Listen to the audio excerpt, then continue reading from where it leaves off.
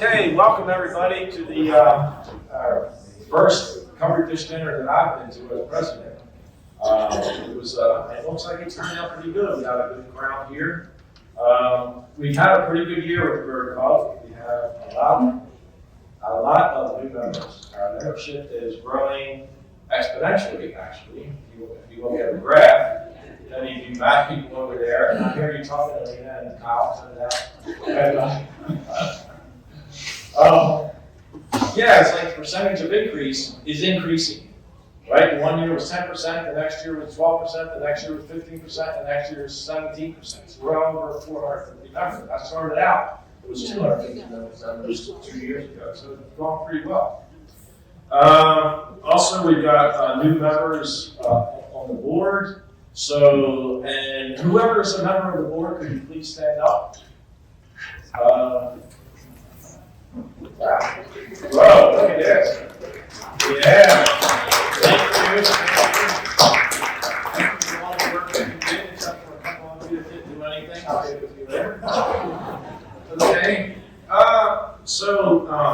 Yeah, and our conservation, where's Carol? Right there. She's doing a bang-up job with conservation. We've got some really good things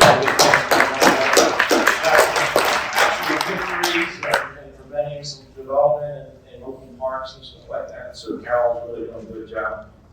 I have a couple announcements. The chip notes. If you have an article for chip notes, get it in to Alina. Because you never know, she might be here or there. Get it in now so we can get it done. I'm going to Arizona in 7 days for like 10 days, so I'd love it in the next 7 days. Yes, please. Thank you. Thank you, Alina. I'll send out an email. Okay. Thank you. Yeah, she posted on Facebook too. Let's see. And I told her about the books and the freebies and stuff over there. Any other announcements? Nope, I don't think so. I'm going to tell a joke. Okay.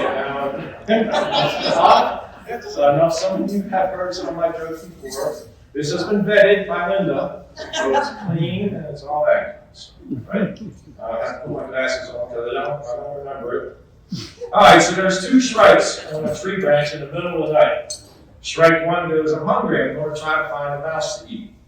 And Shrike 2 goes, you sure? It's pretty damn dark to find a mouse. And the Shrike 1 said, there's no harm in trying. And Shrike 2 said, I guess. So Shrike 1 flies off into the darkness. Some time passes and the sun begins to rise. Shrike 2 sees the cow flying back with a juicy beak full of blood. Shrike 2 says, wow, where did you find a feast like that? Shrike 1 goes, see that tree over there? Shrike 2 goes, yeah. Shrike 1 goes, well, I didn't. Okay. Oh, wow. So is that the time? Can I tell another one? Let me know when to stop. All right, so Arctic terns, birds long famous for their thousands of miles of migratory habits, have been profoundly affected by climate change. This is serious, really. It is serious. Researchers have determined that as landmarks have disappeared due to loss of ice, some terns get stressed to the point of prematurely ending their flights. Exposure to cannabinoids reduces stress levels in the stock birds. David knows about this. Allowing them to continue their journey.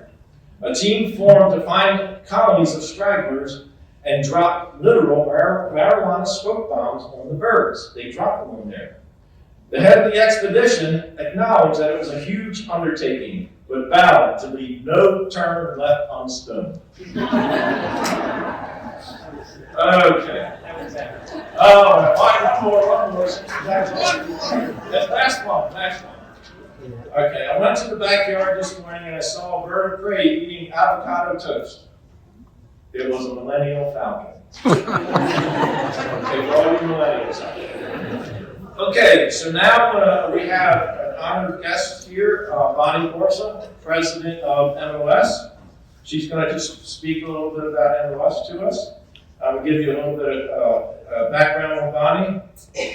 She's from the Frederick chapter, and she joined about 35 years ago, left when her kids were small, and then came back. When she saw 3 woodpeckers in a tree pileated in a courtship competition with a great horned owl, which flew behind it. And so she got back into MOS because she saw the birds. She was vice president for the Frederick chapter for 2 years and was president of the Frederick chapter for 3 years. She was the vice president of MLS for 2 years, 1 year while she was president of the Frederick chapter. I don't know how the heck she did that. That's like crazy. But that means she's good. She can do that and still be the president. And so her goal for MLS is, she'll tell you that. I'm not going to tell her ahead of time. It'll be a surprise. So she grew up in Ohio, attended Miami University, did a master's thesis on flock size and shorebird foraging. Did a PhD at the Medical College of Virginia in pharmacology. Did postdoctoral work at NCI at Fort Detrick, taught at Hood College, and was on the Frederick County Board of Education. She was elected. Wow. And the most important thing to me was, I hope she doesn't mind me saying, her husband loves ice hockey and still plays. So that's pretty good for older. I played a lot of softball, older men softball, and I think that's pretty good. Okay, so with that, Bonnie, would you like to come up and give us a few words about MLS?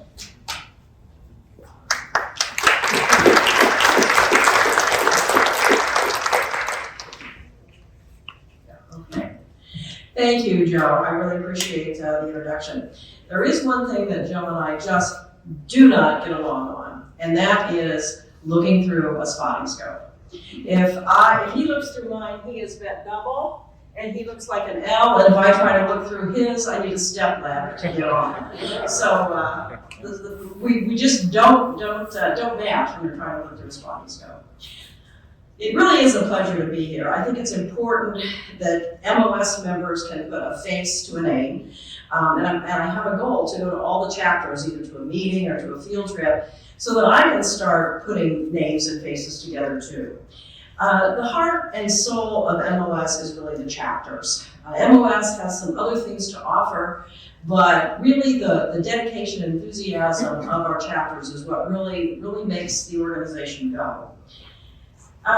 When I joined the Frederick chapter such a long time ago, it took me a long time to even realize that the Frederick wasn't a freestanding entity, that there really was an MLS that did things. But MLS has 15 chapters around the state, and we are up to 2,000 members. So we are very large. Montgomery and your chapter in Baltimore, you have over 400 members. But some of the chapters are very tiny, like less than 15 for Cecil. Now, obviously, the programs and the concerns and the administration of chapter varies widely with such a wide number of people. But at the heart of things, we all want to have a warm and welcoming environment for people who are like-minded souls. We love nature, we love birds. And there is a lot of overlap among the sentiments that we share with other chapters.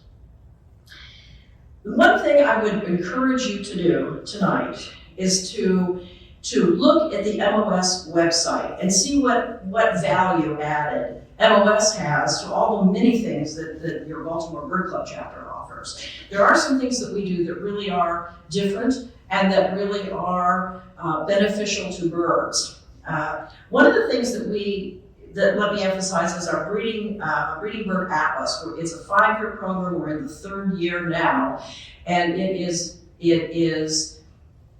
very successful. We have had a lot of people taking over blocks to study the breeding birds that are there. Right now, we're talking about the final product of what the breeding bird atlas over these years will have for us. It's really an important project that we are pursuing. And if you don't know about it, I'm sure Walter will tell you other things about previous ones and all the work he did long ago. The convention that we hold is a time when you can have great camaraderie with other people from other chapters. We had it at Solomon's last year. This coming year, we're going to be in Western Maryland. We have great speakers. Dave Curson, you can testify to the excellent speakers that we have. Dave's going to be giving a seminar at our convention. Also, we have a lot of time for investigating posters. We have a social hour, a wine and cheese on Saturday nights. And this year, we're going to have a wine and cheese on Friday and Saturday nights, both nights. That was my idea.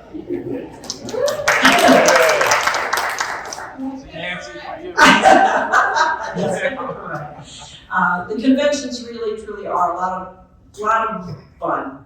Great ways to network, see some great birds, meet some interesting people.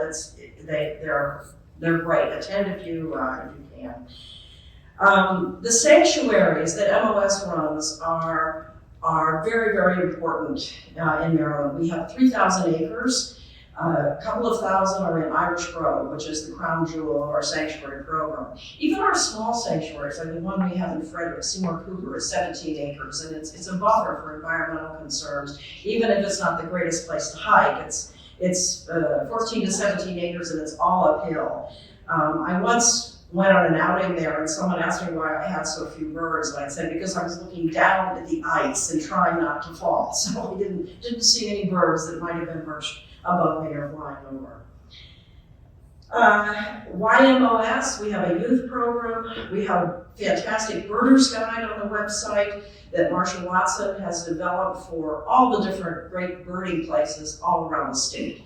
So let me, again, encourage you to investigate the website. I really realized how much members don't really know what's all on there when one of the most active people I know within the society did not know that we have a speakers list on the website. If you want someone to come speak to your chapter and you're looking for presentations for your meetings, we have a speakers list. So it's one of those nooks and crannies to find out just what MOS can offer.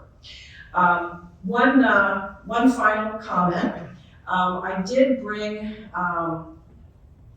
along with the lemon squares and black raspberry bars, there are 3x5 cards. If anyone would like to give me any comments, make any criticisms, have any ideas or thoughts, I'd love to hear them. There's 3x5 cards, there's some pencils, stick them in that little box. And if there's any desserts left, please take them with you. My waistline will thank you that I have to take them home. So again, Joe, thank you so much. I really do appreciate the invitation for tonight. Yeah, thank you. Thank you. So 3x5 next card for me. If you have any criticism or anything, yeah. You know where they're going to go after I pick them up, right? Okay, did you hear? I'm going to go one more. Did you hear that the Pope got the bird flu? Apparently he got it from the cardinal. All right, enough of that stuff. Okay, so David is going to be speaking now. So let me read about David. I would have memorized it had I had more time. Thank you, Neville. Not saying anything, throw you under the bus or anything. But David, I'm just kidding. David Curson has worked as Director of Bird Conservation for Audubon, Maryland since 2004, covering many aspects of bird conservation in the state. These include leading efforts to protect, manage, and monitor bird habitats across Maryland's network of important bird areas, and coordinating grassroots advocacy on issues and legislation affecting birds through actions including the annual I Bird, I Vote Summit, which is an awesome, awesome summit. And maybe he'll let us know when it is coming up this year. David leads Audubon's Coastal Resilience Program in Maryland, partnering with a wide variety of organizations to implement projects to prevent the loss of salt marshes to climate-driven sea level rise and to safeguard endangered beach nesting seabirds. David completed his graduate studies in wildlife ecology at the University of Wisconsin-Madison, where his research focused on the ecology and behavior of the parasitic brown-headed cowbird. He currently represents Audubon on the management board of the Atlantic Coast Joint Venture and the management committee of Maryland's Dredged Material Management Program. I didn't know that. That's good, like Hartwell Island, right? Okay, that's good. Who are we talking to, right, Nico? Yeah, okay, so we have meetings coming up this week, by the way. So. Okay, so with that, David can come on up, and he just got a $400,000 grant. Unbelievable. Okay.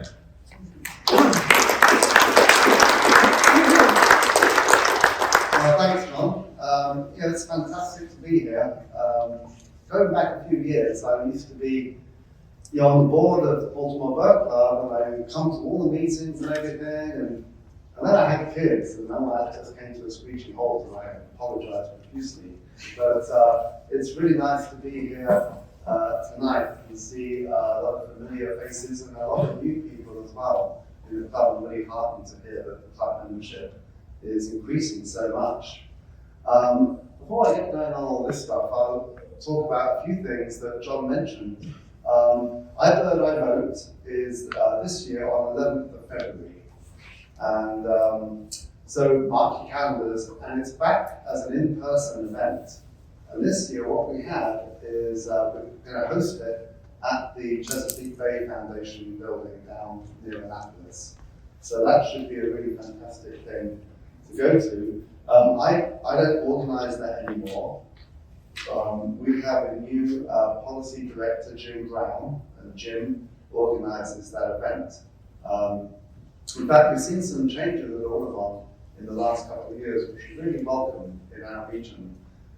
Basically, the Maryland program, which is really teeny tiny with very few staff, that got merged with the Pennsylvania program to create Audubon Mid-Atlantic. So we have this regional program now.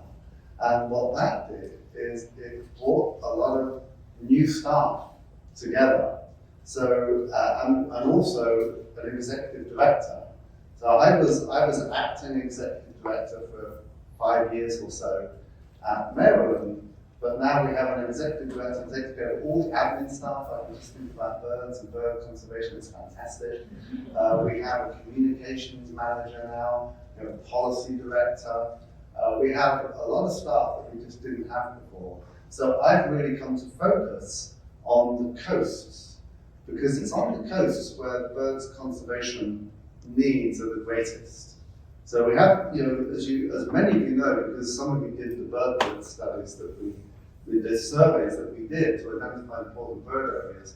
The important bird areas are across Maryland. They occupy about 15% of the landscape, and they're the most important places for birds and bird conservation in Maryland.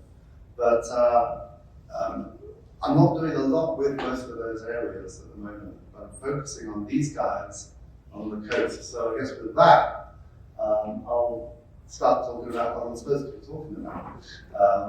I'm very happy to address any questions.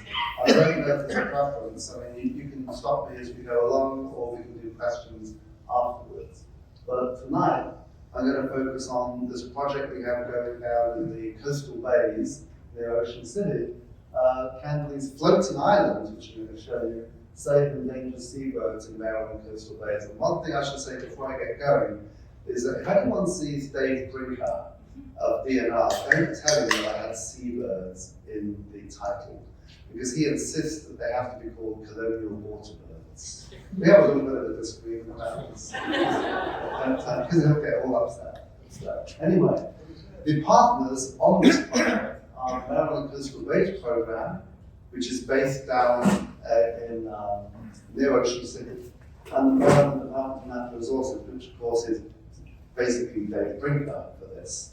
So I think, good. It's a Mac, but it works, the arrow works or something.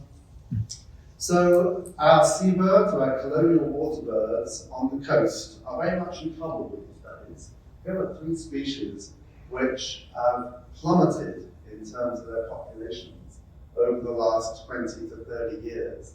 So black skimmers used to be a few hundred pairs. They were never abundant, but now the 95% decline you see on this slide is actually, that'd be great to have, because now they've declined even further. And now black skimmers don't produce any young in Maryland. They try to nest, a couple of pairs try to nest on Assateague. Elsewhere, the islands they used to have aren't there anymore, and they just don't have any luck raising the young. Common terns, they've declined probably 95% now from what they were about 25 to 30 years ago. Very much in trouble. The royal terns are declining as well. They, I think, have one nest site left on Reedy Island near Ocean City, and they don't produce any young there either. So 2 of these 3 species now produce no young in Maryland, and the situation is really quite dire for these birds. All three of these species are state listed as endangered in Maryland by the Department of Natural Resources. So that's not the federal listing, but it's the state equivalent of the Endangered Species Act. And these species are monitored by the Department of Natural Resources and the Coastal-Based Program with the help of public volunteers. So it's a very grim situation for these birds. So why is this happening? Well, maybe the best way to illustrate it is looking at Skimmer Island. How many of you go to Ocean City and then as you cross Route 50, you look over to the left and see Skimmer Island there? I bet a lot of you do that. And you stop off at Hooper's and you look across and you look for birds. It used to be that there was a colony of several hundreds, black skimmers, royal terns, common terns. There would be black-crowned night herons out there. There would be snowy egrets, great egrets. There's all these birds out there. Well, in 2010, Skimmer Island looked like this. You can see the vegetated part of the island there. In 2021, the vegetated areas had disappeared. There was just this little rim of sand. And then late in 2021, it became really apparent that on a really high tide, there ain't no Skimmer Island left. So there's nowhere, there's no habitat for any of these birds to nest anymore. And this is the fate, not just of Skimmer Island, but of most of the nesting islands that these birds used to have in the coastal bay. Now, this erosion and loss of these islands is due to sea level rise, but there's a kind of another nuanced aspect to that. And that is that if you go back several hundred years, I guess more than 100 years, the coastal bay's ecosystem, which is similar to all the barrier island lagoon ecosystems along the east coast, used to be a very dynamic system. What would happen is that storms would periodically breach the barrier island, blow it open, and there would be new sand deposited. So islands were continually being eroded and lost, but then created again with sand in this very dynamic storm-driven system. Well, back in the 1930s, there was a huge storm that actually breached Assateague Island at Ocean City, and it was decided by the local people to make that opening permanent. So that created the Ocean City Inlet that we all now enjoy as a fantastic birding place. Well, that had the consequence of stabilizing the whole system. So now we have this permanent inlet and tides coming, water flow going in and out of that.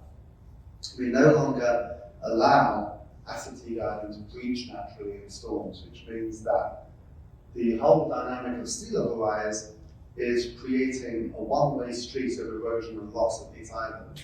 New islands very rarely get deposited by sand in this system. So it's a kind of a systemic problem. Now, there's a couple of other problems as well, one of which is disturbance. A lot of people go to Ocean City in the summer, about 8 million visitors go there. The winter population of permanent residents, people living in Ocean City is, I think is it 30,000 or 8,000? It's not much, but there's a huge increase through the summer. And a lot of these people like to get in their boats or someone else's boat they're renting and go and find places to hang out. And this is quite a common scene, even on islands where these birds used to nest. So disturbance is definitely a problem. Now, what we did, Audubon did a few years ago, was work with the Assateague Coastal Trust, who have a Coast Kids program. And we got the Coast Kids to make some artwork. And we made these kids' artwork signs and put them up on boat ramps and bait and tackle shops and places like this. And that was actually fairly effective at informing people that shouldn't disturb the islands, because it still happened, but we think this did help. Now, a bigger problem, I think, than the disturbance is predation. These birds, terns and skimmers, nest naturally on islands because they put their nests directly on the ground. They're very, very vulnerable to mammalian predators, as well as some avian predators as well. So on the islands in the area, the biggest problems are herring and great black-backed gulls. If there's only a small colony of terns, they'll come in and take the eggs and take the chicks, but a big colony of terns is strong enough to fight those predators off. Crows can be a problem as well. Great horned owls are a real menace because most of the time it's no problem, but if they find a colony, they'll come in night after night and feast on the adult incubating birds. So they'll come in and take the terns, and the birds can't do anything about that, they don't even see it coming. But they will desert a site, a nesting site, if that happens. So it's one of these kind of like rare but very devastating events. And then foxes and raccoons, if they make their way across the islands, that can be also quite devastating as well. So these birds have a lot of problems ranged against them. I guess it's worth mentioning that this whole Marion coastal bay system is one of Audubon's important bird areas. And it's important for a number of things, not only the island nesting seabirds, but also herons, egrets, and ibises, which have one of their largest colonies in the state on South Point spoils. And it used to be the largest wading bird colony, but it's in decline now. The largest colony now is on Blodsworth Island over in the Chesapeake Bay. Waterfowl, we get about up to 30,000 black ducks and other geese and ducks in the winter. And salt marsh birds, this is a globally important site for the salt marsh sparrow. But in a different but unrelated story, those marshes are in huge trouble and they're eroding from the inside out. I'll have to come back next year and tell you all about that. So a couple of years ago, I guess 3 years now, Audubon, we worked with DNR and the Coastal Bays Program to produce this report to highlight the problems of the birds in the whole coastal bay system. And the situation is summed up in the map on the right, where each of the islands has got color-coded threats and population trends. And you can see just how many of the nesting sites up in the northern part of the bays have all those red symbols. So the severe threats, the 3 threats I talked about, all severe. Small populations, declining populations of these colonial nesting waterbirds. So this is, we've got some copies of this. We reprinted it, but I think this is a good way of telling decision makers what the problems really are. Now, if we look at these 3 endangered birds and say, well, how are they doing? The 2017 count data for common tern shows just a handful of colonies, still 6 colonies. But these days, there's usually they make one attempt at a colony. Generally, they get washed out sometime in the spring by a storm, and then don't have any natural nesting sites at all. But luckily, this bird will use artificial nesting sites quite readily. There's many examples of them using purpose-built wooden platform rafts, but also bridges, piers, barges, and places like this. So in Canada, the US, and Britain, and other parts of Europe, they've been recorded nesting on those artificial structures, which is encouraging. Royal terns are rarer and more fussy in their nesting requirements. They want to be close to an inlet to the sea, or an outlet to the sea. And they need a large island because when royal tern eggs hatch, the young spend a little bit of time with mum and dad, and then they get together in this big creche, this kind of youth creche, and they kind of like to roam around, so they need a bigger island to nest on. And it's much more difficult to cater for royal terns with artificial nesting structures because they have to be really, really big to work. So, as I said, this was the situation 5 or 6 years ago now, but now what we have is just one colony left up at Greenby Island, where there were 104 pairs. Now quite a few pairs try to nest, but they just never had success. The Coastal Bays Program is trying to do something, but they're trying to restore that island at the moment, so we'll see how the royal terns do this year. Now, when it comes to black skimmers, their situation is much worse. only a handful of pairs even try to nest now, and they haven't been successful for a few years. Now these are tricky birds because they place their colony within or on the edge of a common tern colony. They're not as aggressive as terns, and they don't actually have the aggression to fight off predators themselves. So what they do is they kind of try to make a little colony on the edge of a common tern colony and use the common tern's aggression to drive away predators, which means that you're never going to have a skimmer colony unless you have a good, large, black common tern colony. So this is going to be a tricky species to cater for, but we will try in the future. Now, in past planning activities in the coastal bays, it has been recognised that we need their substrate islands for these birds, and we need these islands to be restored. This is an Army Corps report from 1998, but the Army Corps haven't done a whole lot about that, but at least the need is recognised.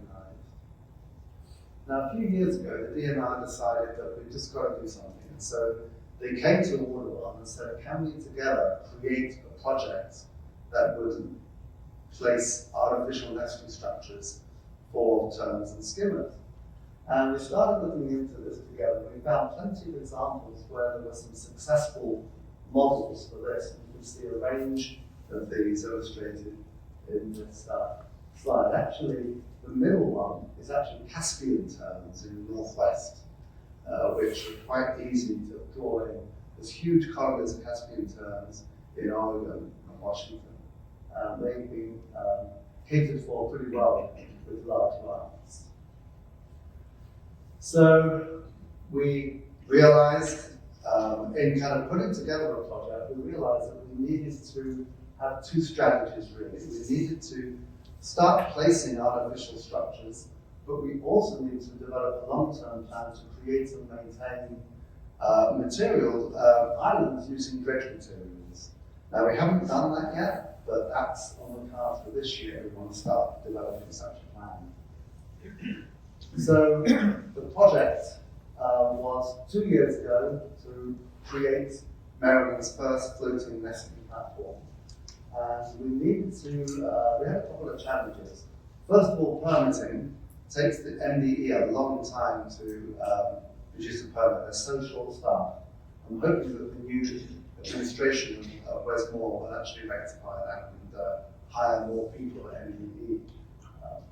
Now, when it comes to selecting a location, we needed to find a place within the coastal bays that was not too, not too many waves, a kind of a low-energy environment.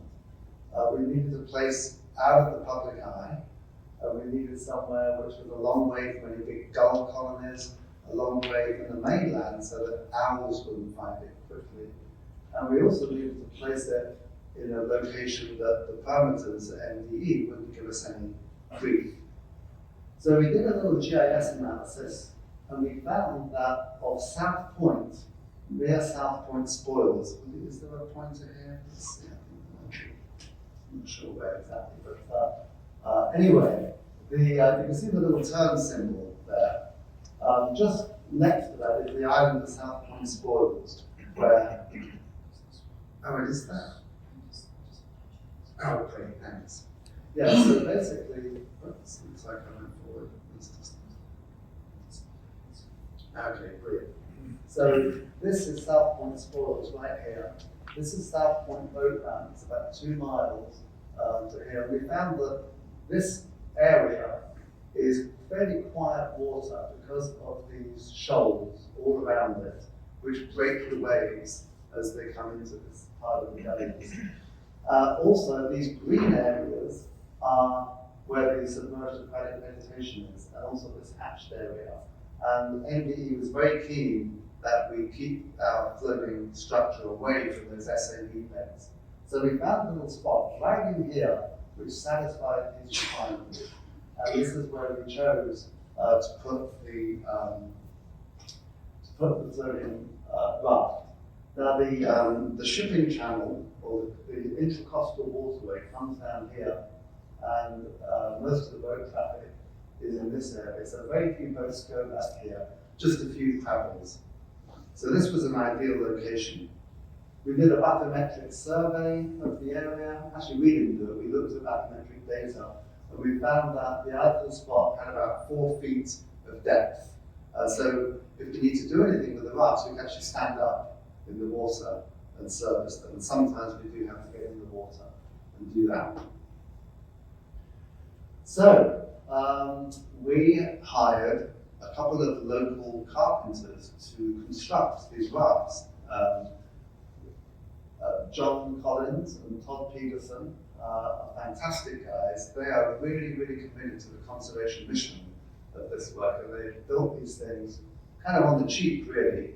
I figured out we should be paying them more, so we did. But we gave them a contract, and we found a design for a floating raft that was actually based on a similar one in Toronto. But that's freshwater.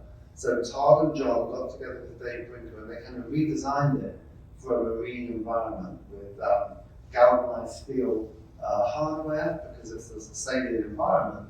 And also, you can see this one is upside down, but you can see these wheeled floats. These are dock floats, and they've got wheels on. And the idea behind that is that you can actually wheel these units in and out of the water down a boat ramp. So I think we should have some photography here of them being constructed. So the water went really fast, as you can see. We had 8 of these built, and they built them in about 3 or 4 weeks. So, they had a team of helpers, which is good.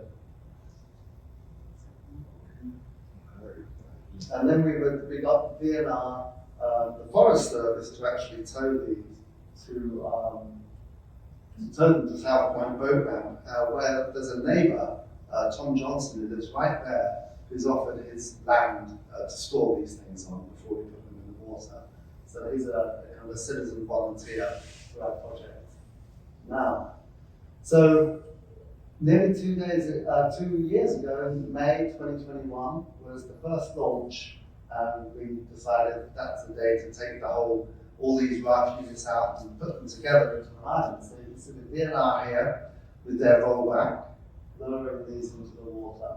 And then the team would pull them around to this side, where this pile of clamshell would be loaded by the DNR Park Service from Assateague State Park, loading the crushed clamshell onto the rafts, and then we'd break it out, volunteers would break it out, and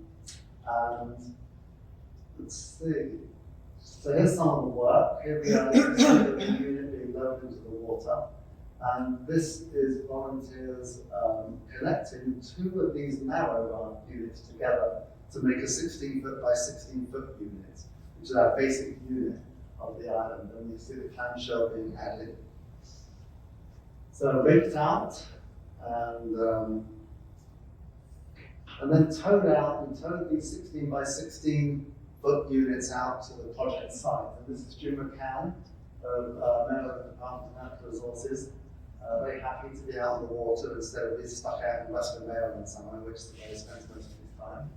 And so we took these out there, and then we put them together. So in the first year, we had 4 of these units connected together. And the beauty of these units is that they latch together with the other latch mechanism. So you just kind of push them together and they lock. And so we managed to get this thing put together. It felt like a great victory. It was a huge moment. And then Dave Brinker started taking drone footage of the island so that we could monitor nests in a spatially specific way. So, some of the features of these rafts. First of all, we wanted social attraction because this is like a new term colony site. We had to kind of create it. And so we had an audio lure which broadcasts common term calls, and that was powered by the solar panel. We also used decoys. You see these decoys? Those are created by a company called Mad River Decoys, which is kind of an Audubon spin-off up in Maine. And so they would be painted in the colours of commenter. We painted a few, or they painted some of them to look like black skimmers, because we were hoping we might attract some black skimmers as well. And the area was posted against intrusion, according to the regulations as well. And Daybreaker designed this whole electronic system. So he's very, very proud of the network. He wanted to put the picture there. So if anyone is kind of a home electronics enthusiast, you can see how these things put together. So we wanted to monitor reproductive success. Dave did most of that. Dave Brinker of DNR, and he was out there every week looking for new nests and to monitor their fate. Now we also had remote video cameras, which we had a little bit of trouble with in the first year, in 2021, but they worked much better last year. And those were also powered by those solar panels. So eventually Dave was able to monitor the island from his house in Kingsville, and then go down there once a week just to kind of count the nests.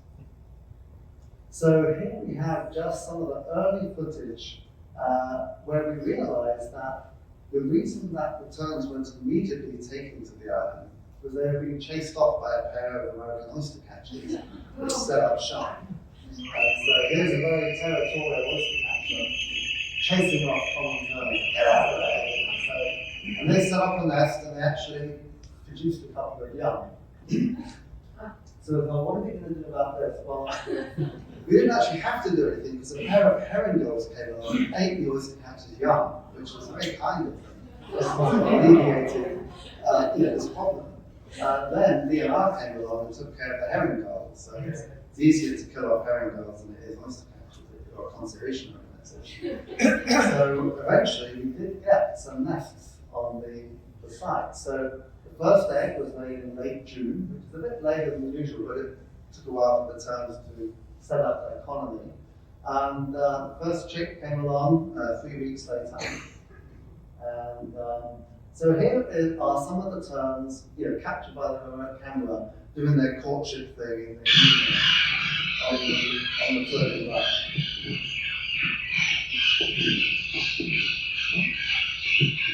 So you see all this courtship behavior, really important for these colonial birds. And of course, seeing some courtship going on stimulates others to court and set up nests as well. So a lot of social facilitation at these sites, very important part of the biology of these birds. They would get quite aggressive against gulls, which was encouraging to see. So when a ring-billed gull would settle down and try to eat a crab or something, they would dive on it. And this was, basically giving it no peace instead of that. So that we were heartened to see that behavior too. When the first chick hatched, they went out there and put one of these little GoPro video cameras right next to the nest, because everybody loves video of a fluffy tern chick. This is kind of good donor fodder, when you like the audio. I'm going to show this.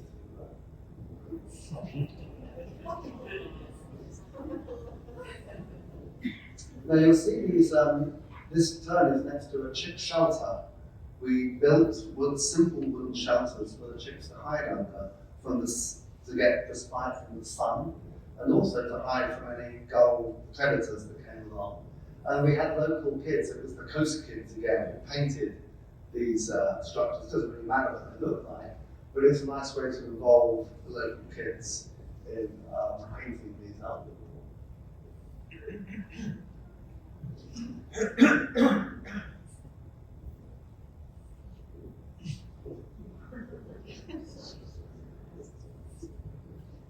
So we were really encouraged when we saw this. We didn't really know it was going to be such an instant success as a project. I think Mum doesn't have any food right now.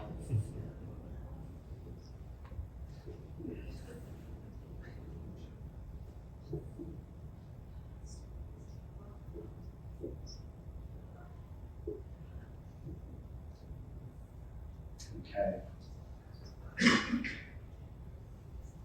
So one thing we wanted to do was to ban one adult from each nesting pair to see if there was site fidelity that would come back in future years. And also we wanted to try to ban all of the young that we could.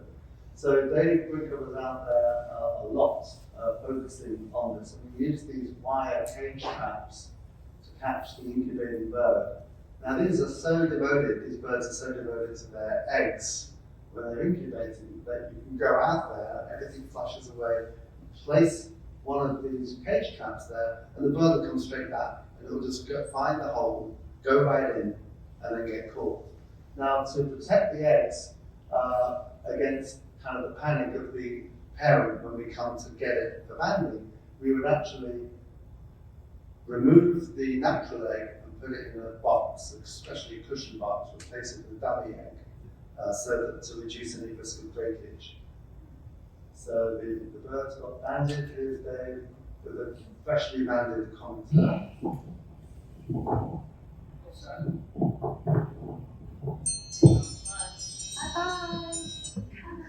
So we managed to ban, I think, nearly all of the, I think we banded 19 adults out of 22 nests, and most of the young. Now, one thing we were concerned about was how the rafts would stand up to storm events, and we got a nice early test of this when Hurricane Elsa came by. This was an early hurricane in early July, and of course by the time it got to Maryland, it wasn't really a hurricane anymore, it was just a tropical storm, but it still had 55-mile-an-hour gusts. And our remote camera system got some good footage of what it looked like, and you could see how those joints allow the island to flex. You see that? So the camera is fixed on this quarter, and the other 3 units are flexing a lot. But the great thing is that flexing takes out the energy of the waves rolling underneath. So instead of it bucking and heaving and going 8 feet up at the corner, the flexing means it just goes up maybe 2 or 3 feet. And it actually really helps. Question? Well, how are the islands anchored? Oh, good point. Each corner had really long 150-foot anchor lines with a very shallow gradient. And we had these 20-pound plow anchors, which did a superb job of keeping it in one place. So you can see also the water washing over the side. Now, when the storm came by, there were 7 active nests on here, and all of them survived the storm. So that was really encouraging for us.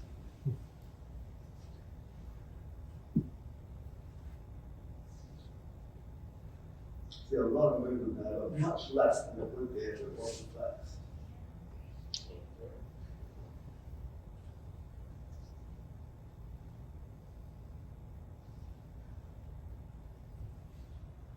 Now in September, we dismantled the island and bring all the large units back. And the reason for this is that we don't want to risk leaving them out there through the winter with all the winter storms, because if they do somehow break their anchoring, they're going to end up on the marsh somewhere, on Assateague Island or someone's private marsh, and be a real headache to go and collect.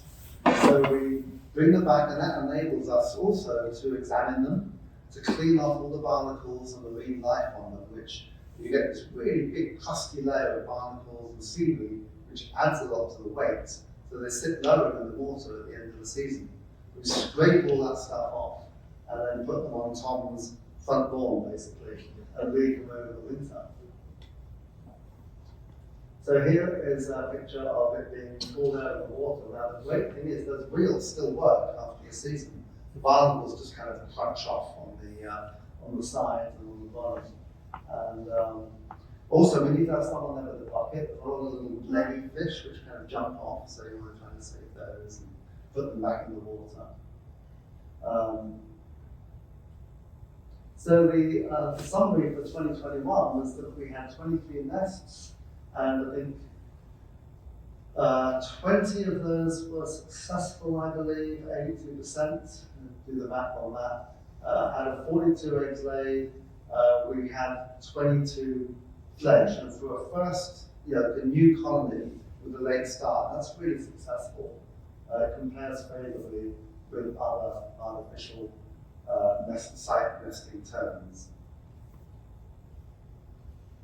So, last year, which is the second year of the project, we wanted to try to, we were really encouraged by the results of the first year. So we wanted to increase the size of the island. So we did this by building another 5 of these 16 by 16 units and expanding the whole island to 48 feet by 48 feet. We also added tufts of plastic green grass, which helped terns to use as visual cues to find their nests. We had a bigger solar panel. We had 4 cameras this time, 4 roofs. The sound system was still working well. We had an expanded field team too. Archer Lano came and that was project manager. She's there for 2 years, so this 2023 is the second year on the project. And then Kim Applenell, who some of you may know as a wonderful bird photographer down in Ocean City. She posts a lot of pictures on Facebook and stuff. But she is a field assistant on the project, so she helps with monitoring and banding through the summer months. And this is what the island looks like now. Quite a bit bigger with these kind of additional features on it, these little tufts of grass. Oyster catcher friends came back. They thought, great, home looks even better than it did. About having this larger island, and now there was space for both the terns and the oyster catchers. So first of all, the terns came back early because a bunch of them knew the place, so they were back by the beginning of May. Also, we got the rafts out there earlier last year. So the kind of, although the oyster catchers got there first and they tried to chase them off, there were places where the terns could go which were beyond what the oyster catchers really considered their core territory. So it was room for everyone. We had the usual, well, we managed to ban the oyster catchers, which was nice, and they nested successfully last year. We had a little bit of video here of terns congregating on the raft in early May, basically checking it out as a nesting site.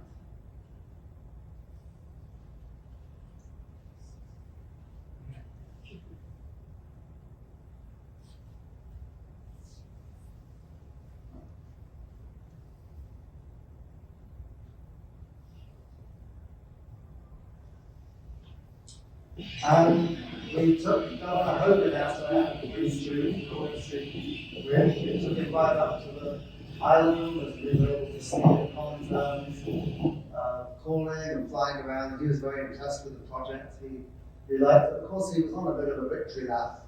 You know, after 8 years as governor, he knew that his time was up.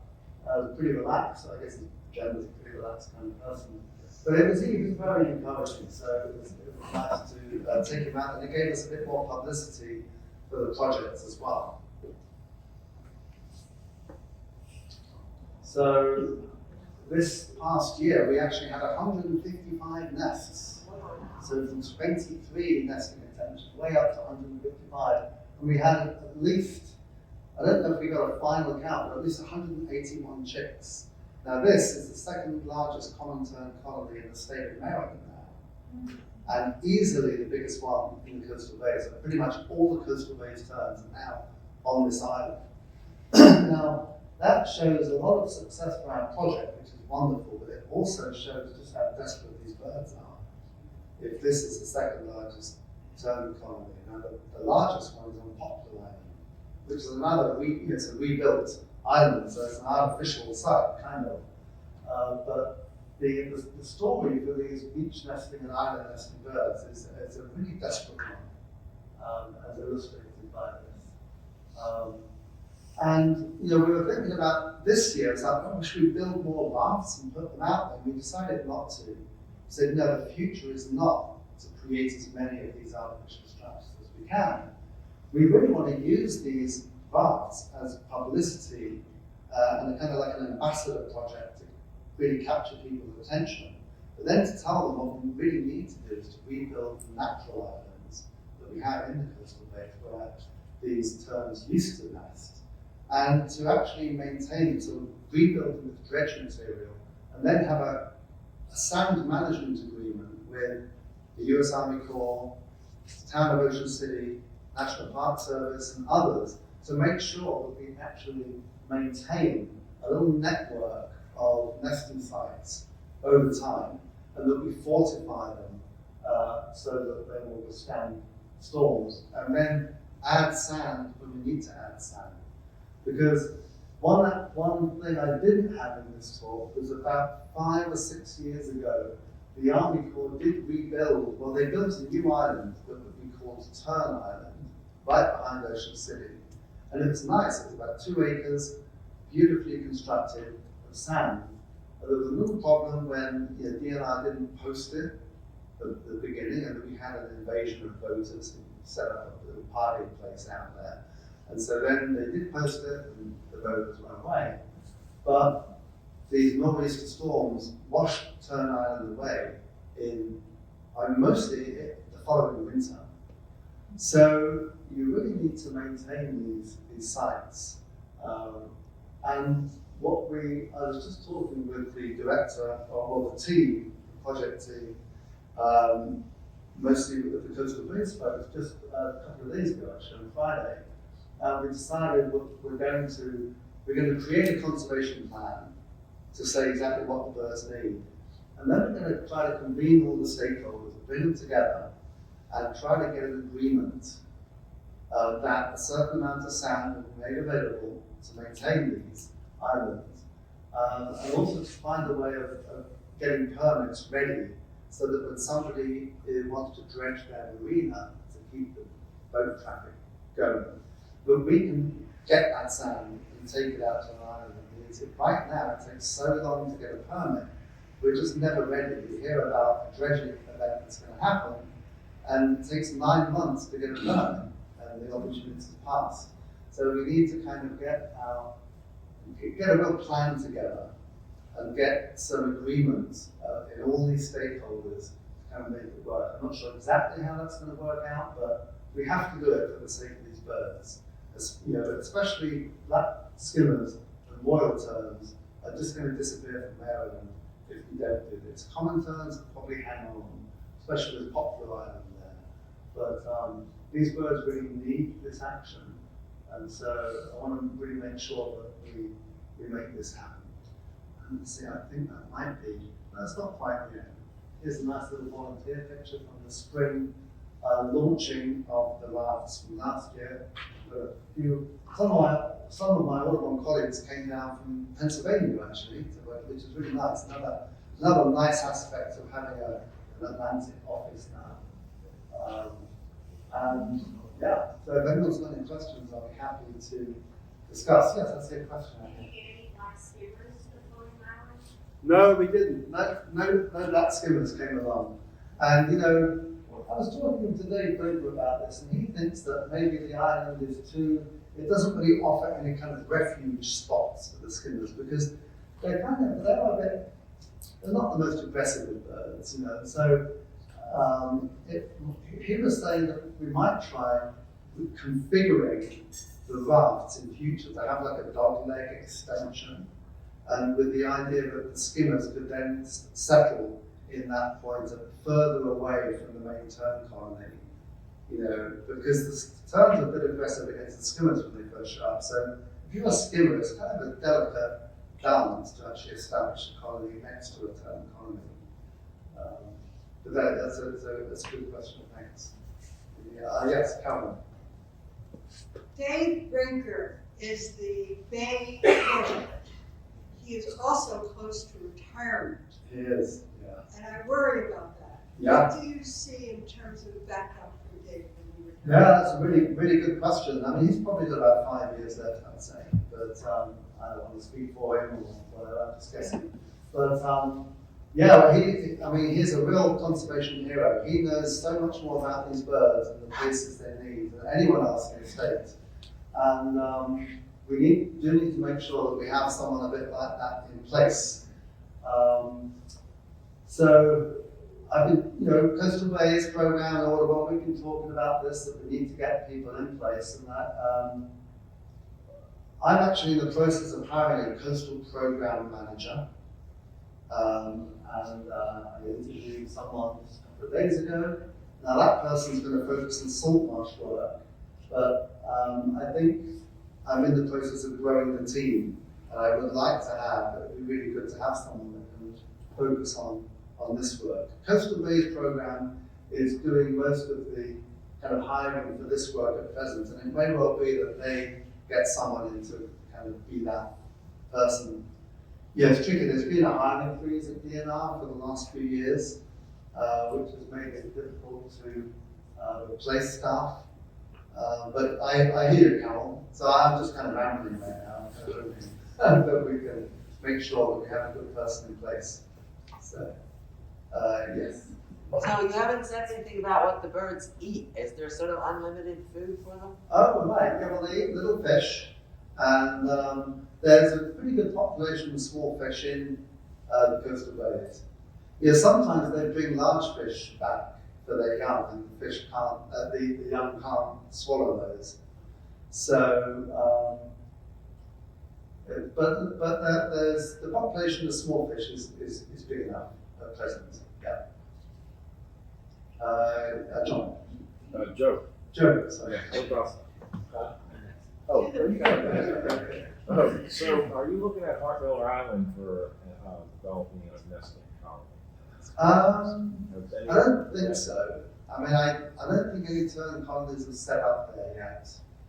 And I'm not sure if the habitat's going to be maintained in the way that was right for them. I don't, although I'm on the dredge material management program, I'm not sure exactly what Heart Miller looks like these days. I haven't been out there for a while.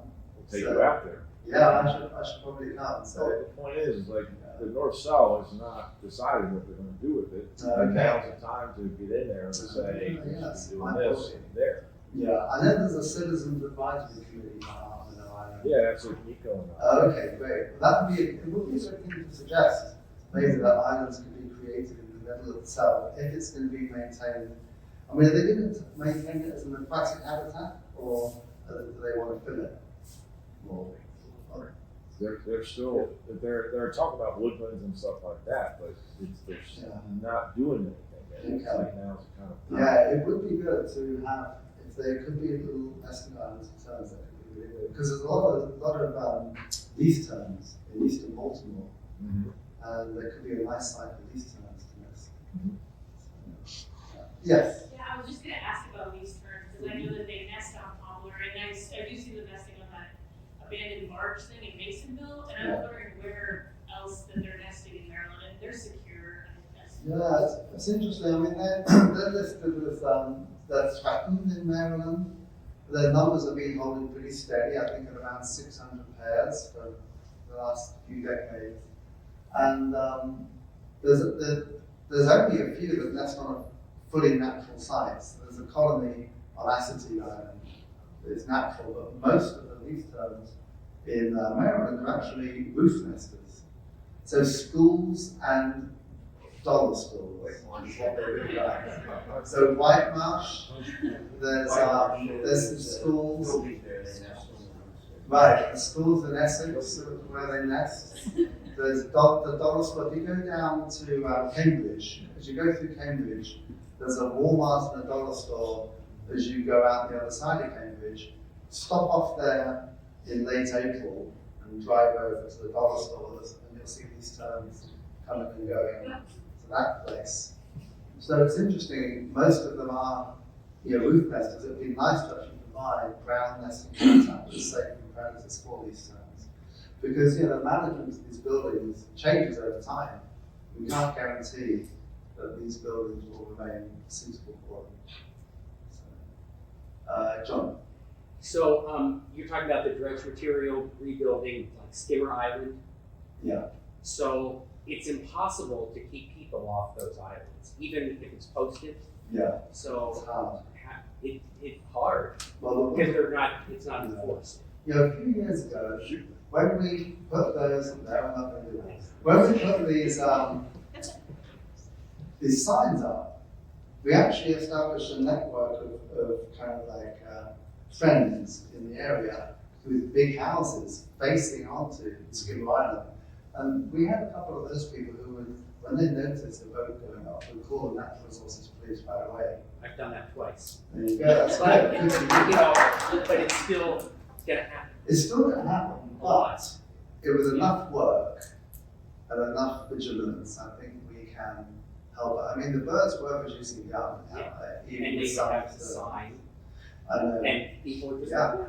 But it's They're always something running we around. can't give up on it, right? So we basically have to double down on the kind of vigilance and response and everything. And I think that, you know, having a good network of volunteers in the area to really work to coordinate that. American Coastal Bay's program does quite a lot. They have a network of volunteers. They could probably benefit from some help from Audubon, and I hope in the future we can have rebuilt islands with these kind of protections and help. Yeah. So someone. Oh yes. Yeah. What do you think the carrying capacity of your island, your temporary island? That's a really good question. We didn't know. I mean, we thought maybe it was 100 pairs, but we know it's more than that now. Maybe 200 pairs. It's just a guess. Oh yes. Can you tell us where you got the money to build these rafts? Yeah. Basically, the Department of Natural Resources gave us a grant to do that. So it was the state, which is good for them. And they gave a lot of that money to Audubon because we can set up contracts with the carpenters and people a little bit more nimbly than the state can. And also, we have a Seabird Research Institute at Audubon, a national group with experts that have done a lot of this kind of stuff. And so we had a lot of nice technical advice from them. So, yes. What did you find out from the banding data in terms of the? Oh, that's a great question. I should have mentioned actually. Dave will probably slap me when he realizes I didn't actually say that because What was the question? what did we learn from the banding data? So we learned that in 2022, a lot of the adults that had nested there the year before came back. So we had site fidelity. Also, some of the birds that were hanging around, I think we got 1 or 2 re-sightings of the last year's chicks, but they're not ready to breed in their second year of life. So they were seen in the local area, but didn't actually create nests. But in addition, 2 banded birds showed up and nested, which were banded in the winter down in Argentina. So that's really exciting. So it shows just how dynamic these populations are, moving around between colonies and stuff. So, yeah. But yes.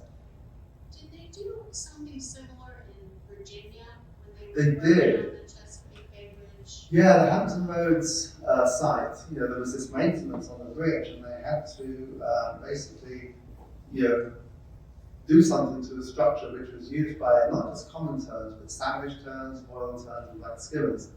And what they did was they put an enormous barge, actually 3 huge barges out there in the bay, at the southern end of the Chesapeake Bay, and all of the species took to them and nested. Now that's an interesting, option, but I can just imagine the response of the leadership of Ocean City when we go to them and say, can you put a huge, hulking, busting lump of metal outside the town? And they wouldn't like that. So I think we're probably better off trying to just rebuild the sand islands. So. Yeah, you got a recent grant for 400,000. Oh, Is yeah. that related to this? No, it's not. Another thing that I'm doing is we're so concerned about the salt marshes that we need a really target-driven restoration plan for Maryland salt marshes. And the Fish and Wildlife Service is really concerned about the salt marsh sparrow because it's a candidate for listing under the ESA, and they have to make a decision in 2024 about that. So they're trying to do everything they can now to help the salt marsh sparrow. Well, they, some of you, how many of you have heard of the Nutria Eradication Program? Yeah, quite a few of you. So down at Blackwater, these South American rodents that were kept as fur bearers on a fur farm nearby escaped in the 1930s and then proceeded to chomp their way through the marsh vegetation of Blackwater Refuge and all the surrounding marshes. Well, finally in the 1990s, they got together a program to eradicate those, and it's been really, really successful. That program was funded directly by Congress, and one of the remits for the money was to repair the marshes damaged by nutria. So now the nutria have been eradicated, we've got this money for restoration. And the Fish and Wildlife Service decided to give that to Audubon. So we got $600,000 from the Fish and Wildlife Service to create a salt marsh restoration plan for Maryland, which is really directed at creating or maintaining high marsh for the salt marsh sparrow. Well, I wanted to expand that money to allow us to really beef up the community engagement component, and also to hire a biologist and to bring in the coastal bays area of marshes, because that money was just for the Chesapeake Bay side. So I applied for a grant from the National Coastal Resilience Fund, is run by the National Fish and Wildlife Foundation.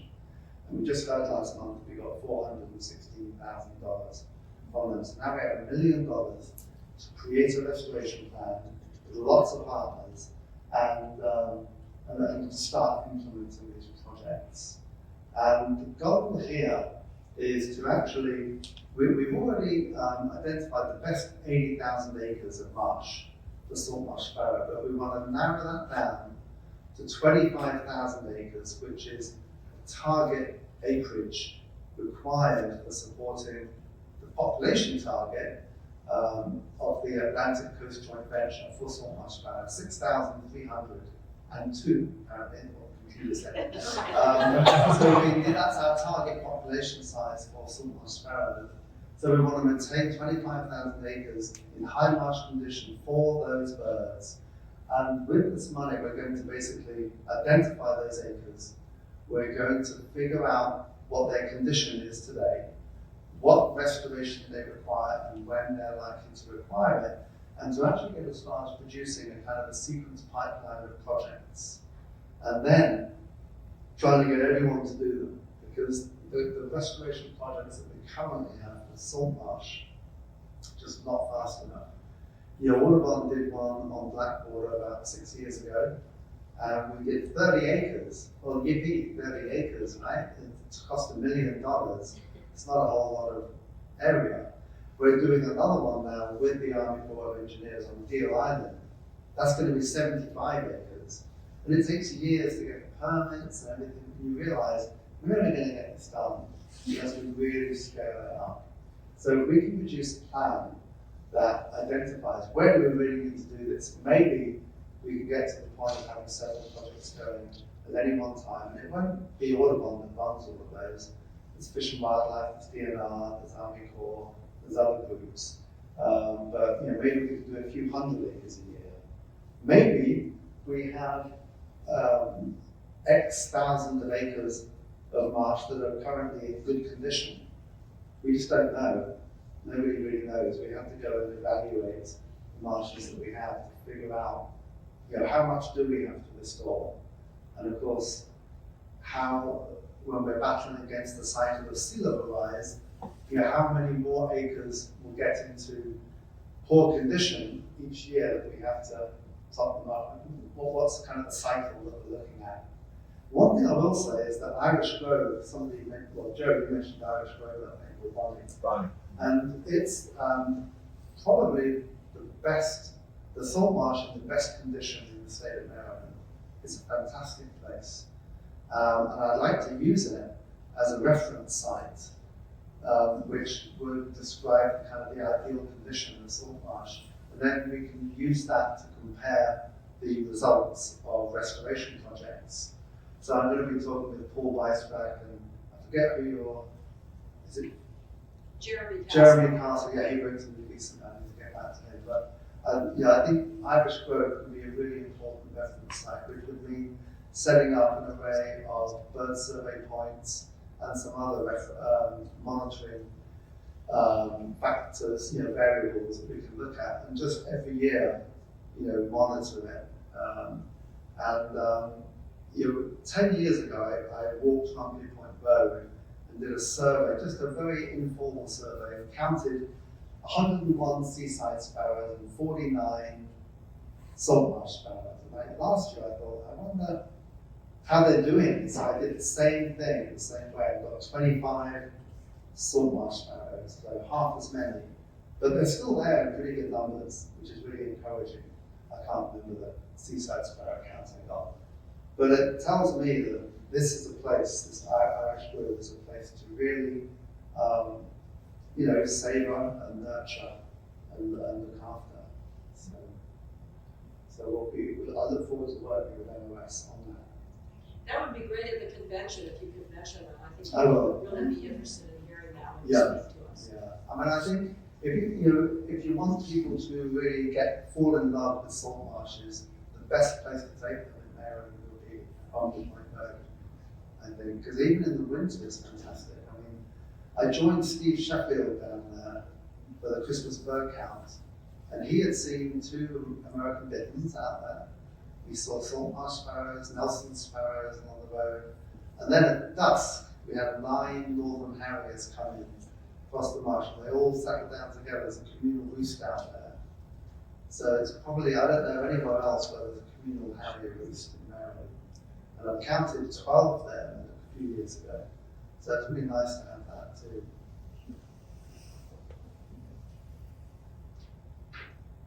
So there's some good places out there, places to keep. Any other questions?